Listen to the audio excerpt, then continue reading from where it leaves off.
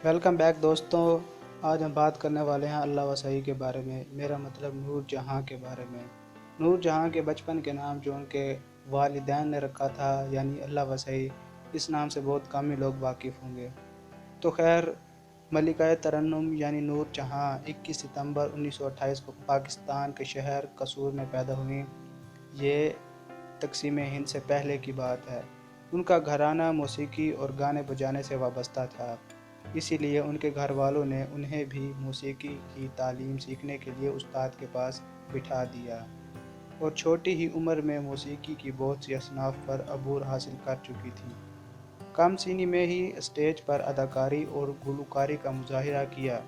बाद में अपनी बहनों के साथ कलकत्ता चली गईं।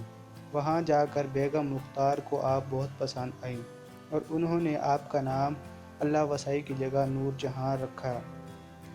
नूर जहाँ ने बहुत सी फिल्मों में बचपने की अदाकारी भी की है। सादत हसन मिंटू ने लिखा कि रफ़ीक गज़नवी एक रुमाल पसंद इंसान था। उसकी मुख्तलिफ टाइयों में अल्लाह वसई यानी नूर जहाँ का रुमाल बंधा होता था। रफ़ीक गज़नवी ने सादत हसन मिंटू से नूर जहाँ का तारुफ़ करवाते हुए कहा कि मिंटू, ये नूर है, नूरे जहाँ है।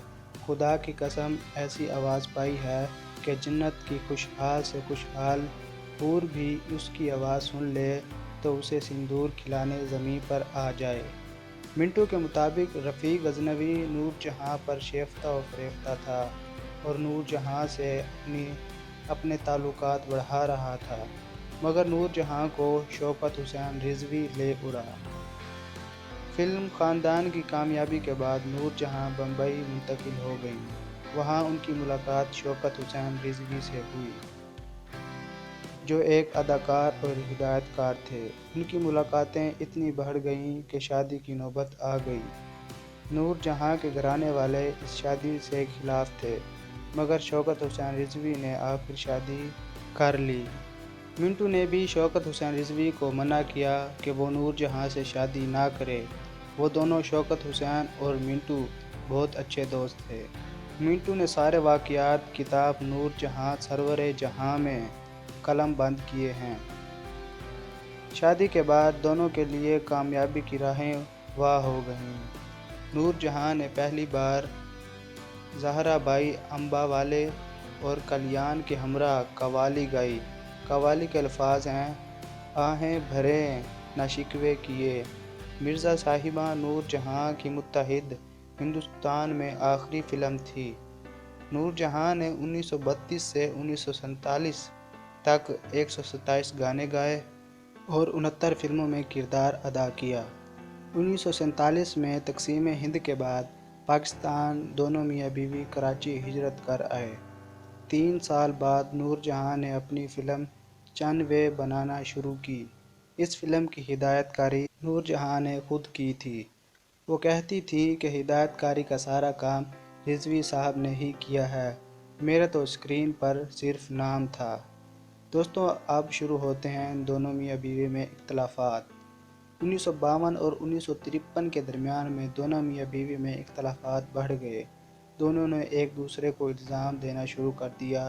रिजवी साहब ने नूर जहाँ को ये इल्ज़ाम दिया कि वो एक गलत औरत है और दीगर मर्द गुलकार और मौसीकारों से इसके ताल्लुकात हैं।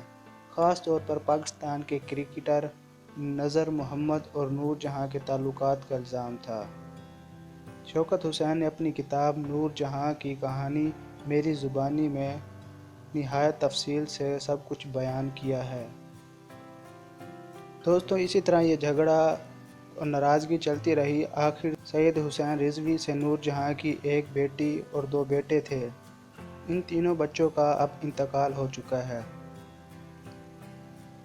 आखिरकार सैयद हुसैन रिजवी और नूर जहाँ की तलाक हो गई।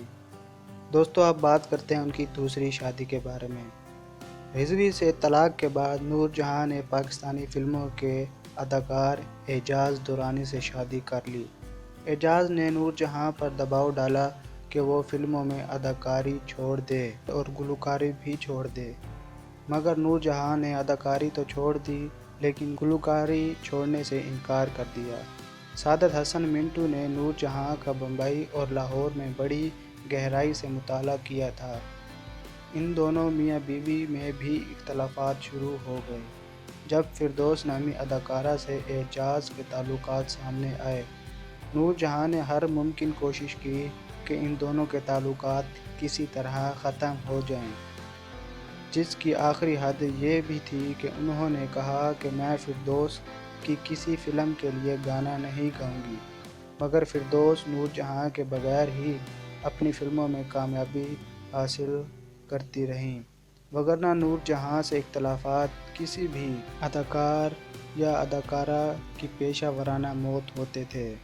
نور جہاں کی وفات 23 دسمبر 2000 کو 73 سال کی عمر میں کراچی میں ہوئی۔